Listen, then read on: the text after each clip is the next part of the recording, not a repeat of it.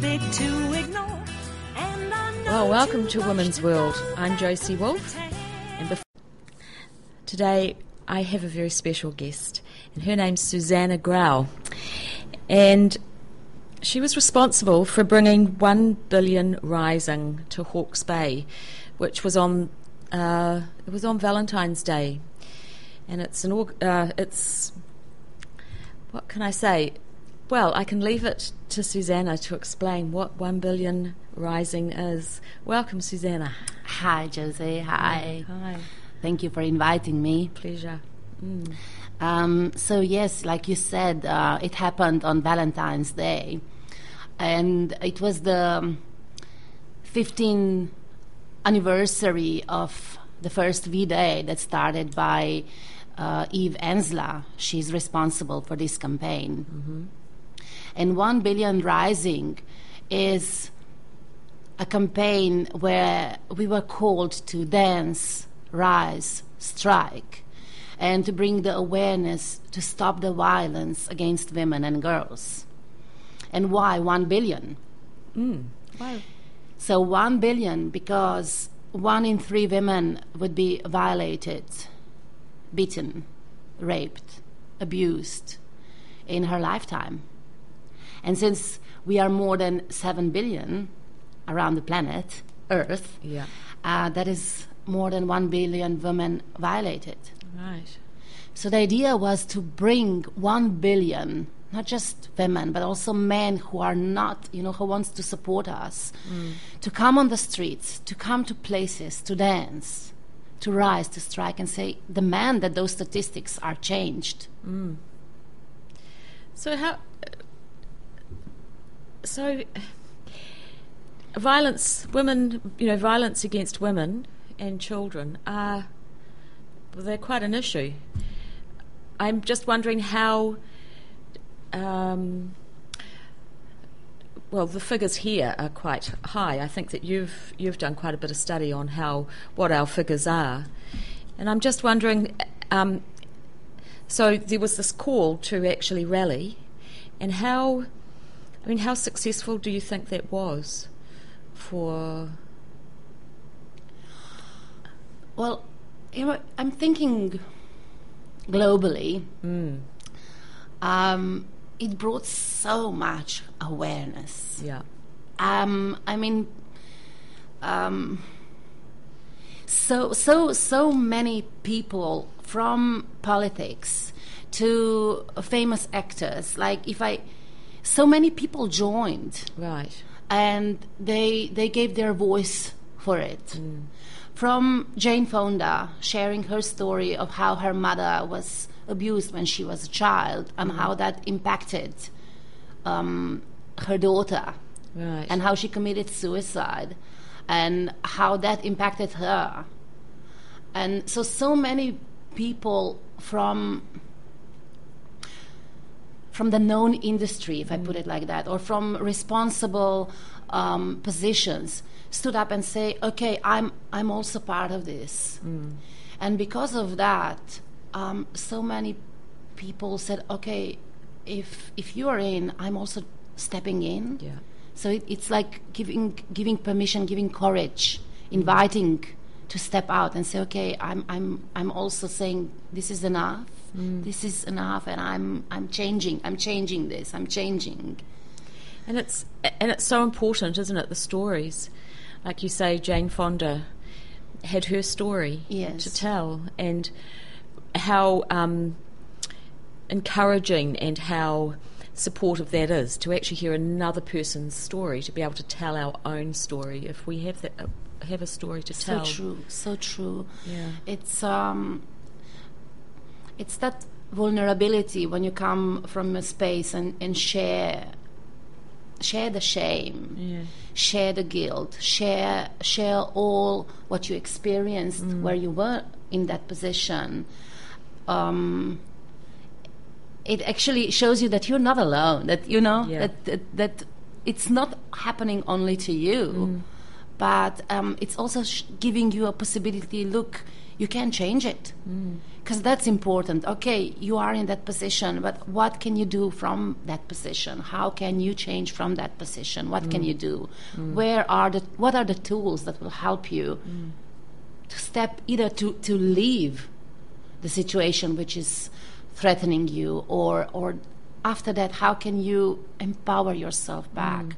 How can you step back into your body and find the ways that will empower you? And that's pretty big statistics. You're saying 1 in 3 women? 1 in 3 women. So I checked, like, for New Zealand, because I'm here on this land. I was curious to see how does that reflect here, and it's the same. It's also 1 in 3 women. And in 2011, there were almost 84,000 women seeking refuge. That's a lot of women. Yeah, 84,000. Yeah. And the women's refuge actually took them in and provided bed for them. Yes. And so that was figures from Women's Refuge, was it? Yes. Wow. Yes. I mean, I found it on the internet. And 60% of women are 36 years old. Wow. Okay, 36. Yes. So what? That's very curious to me, and probably a subject in itself. I think if I can sort of, you said that you're not from here, and obviously we can hear that. So yes. So where are you from? I'm from Slovenia. Right. So. And that's not near Russia. No. Or Latvia. No. That's near Italy and Croatia and Hungary and Austria. Yes. And so you're here. You've immigrated here. You're No. here? I'm traveling for the past 9 months. Yes. I started this journey in France. I officially said this is 1 year to write down my songs and to do some workshops for women, to do travel and to see, what the world is and what's in the world. Yeah. And so first I was in France, and then I went to Australia for 6 months, and now I've been here 2 months. Right. Yes. Wow. Yes. So you're a pretty passionate person, because you've been here for 2 months. You've already organised a rally. Yeah. You're already running workshops for women. Yes. Yeah. So tell me a little bit about your passion. Ah. So where's that from? My ancestors. Your ancestors. Of course. Yeah. It's from my ancestors. I mean, that's so much of my ancestors. It's running through me. And their stories.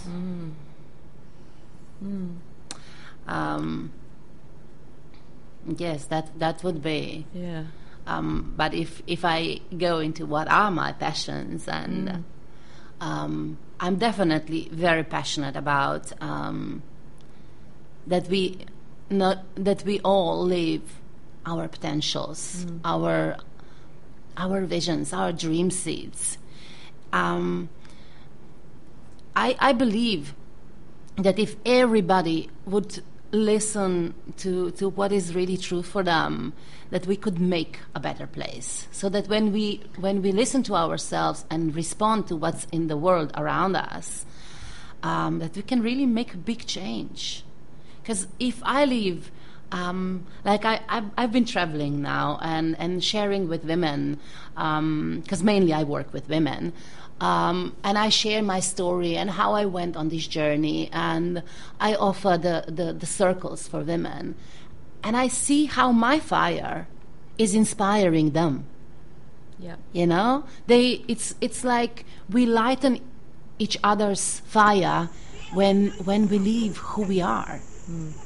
And that's the idea, is to live our passion, to live our fire, to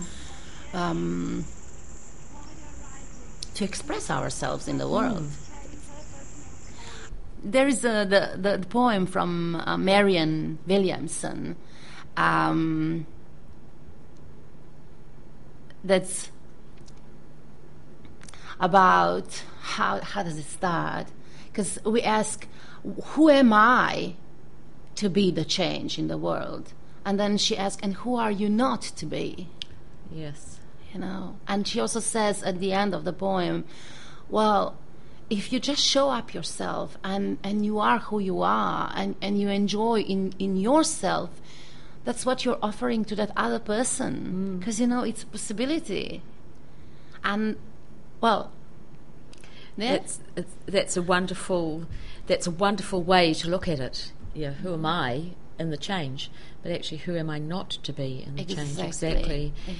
That every change is one small step. Yes. That we all have a part to play, and an important part. Yeah. And it's also, I was inspired by some years ago by Julia Butterfly. She's environmental activist, or spiritual environmental activist. Uh-huh. And so when she was, 20 or something, one person, we're talking about one person making a change. She climbed the tree, the redwood tree, because they wanted to cut those 600 years old trees. So she climbed on one, and she didn't go down for 2 years and 9 days. And that did change. They didn't cut that. And it's and she shared what I found is really important. It's not that you see, I'm gonna change the world, I'm gonna change like a huge something. No, change little something in your personal circle, in your mini circle, so that you extend. And you can't see the bigger picture from the first spot. You just have to make the first step, and then you will receive what is the next step, and the next step, and the next step. And that makes a change. Because when you climb the tree, you don't know you're going to stay 2 years there. It's too huge. That's exactly right. Yeah. And if we come back to domestic violence, if we come back to, the change, if we see something that we don't like, that we think is not okay, then domestic violence, if we come back to, the change, if we see something that we don't like, that we think is not okay, then actually needing to actually say so. That as a small change might be, hey, I don't think that's good enough. Just something